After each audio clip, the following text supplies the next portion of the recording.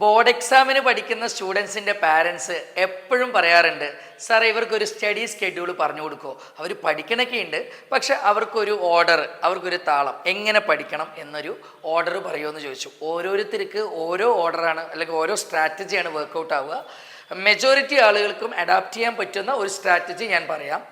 നമ്മൾ സ്കൂളിൽ നിന്ന് വന്നതും ഈവനിങ് ഫസ്റ്റ് നമ്മൾ സ്ലോട്ട് കൊടുക്കേണ്ടത് സയൻസ്, മാത്സ്, അതായത് ഫിസിക്സ്, കെമിസ്ട്രി, ബയോളജി, മാത്തമാറ്റിക്സ് പോലുള്ള അനലിറ്റിക്കൽ പേപ്പേഴ്സിനാണ്.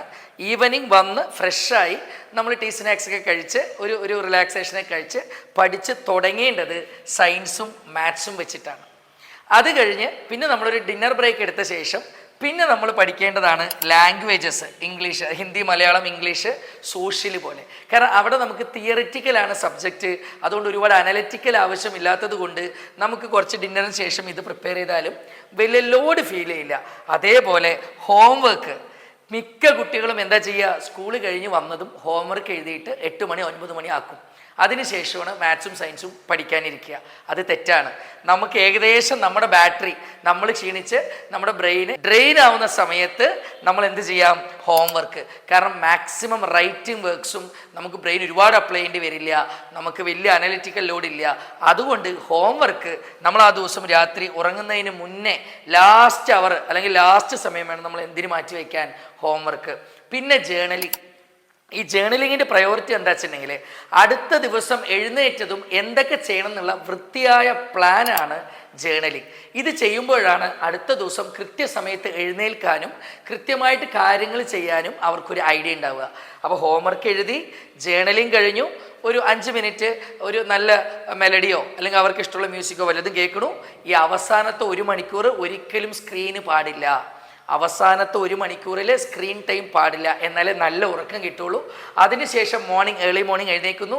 നമ്മുടെ ഡെയിലി റുട്ടീനും അതുപോലെ വാമപ്പ്, സ്ട്രെച്ചിങ് എല്ലാം കഴിഞ്ഞിട്ട് നമ്മൾ ഇന്നലത്തെ, അതായത് കഴിഞ്ഞ ദിവസം പഠിച്ച ടോപ്പിക്സ് ഒന്ന് റീകോൾ ചെയ്യുക. എന്തെല്ലാം ഞാൻ പഠിച്ചു എന്നുള്ളത് റീകോൾ ചെയ്യണം. ഏർലി മോർണിംഗ് എഴുന്നേറ്റതും first activity you should recall all the things that you had already went through the previous day. അപ്പോൾ കഴിഞ്ഞ ദിവസം പഠിച്ച എല്ലാ സാധനങ്ങളും ഒന്നുകൂടി റീകോൾ ചെയ്യാൻ അടുത്ത ദിവസം ഏർലി മോർണിംഗ് തുടക്കം അങ്ങനെയായിരിക്കണം.